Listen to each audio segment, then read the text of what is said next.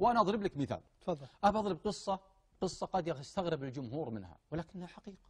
نعم. وحصلت في المجمعة، وحصلت يعني في الأربعينات الهجرية، أن جاء حاج باكستاني يمشي على قدميه، ومعه بوصلة يعرف الطريق، ومعه كتب أردو، فنزل في المجمع وهو في طريقه إلى مكة، فاكتشف،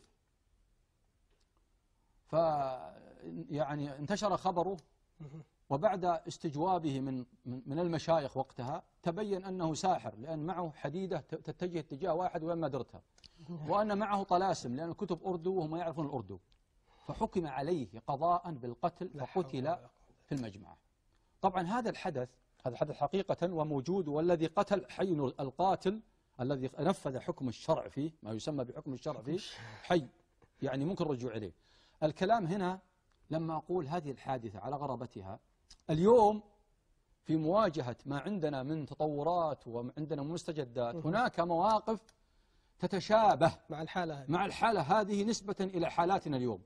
وهذا الكلام زي ايش؟ اعطينا نموذج لامثله معينه احنا تراخينا او على الاقل تعاملنا معها بنفس المنطقه. قبل 12 سنه الفتاوى بتحريم الدشوش مثلا، كنا كلنا نسوقها ونقولها كذا. لاحظ اننا لو كنا نحرم ما يرد في الدشوش من فاحشه ومن تبرج ما علينا لوم، لان معنا القران، من تمسك بالقران ما يضل. لكن احنا حرمنا الوسيله، احنا حرمنا الوسيله، واذا بنا زي ما انت شايف كلنا في هالوسيله الان صرنا ونستخدمها بشكل، صرنا اكثر من غيرنا، وصار يتهمنا الجمهور الان باننا نتكالب على هذه الوسيله اكثر من غيرنا. صحيح.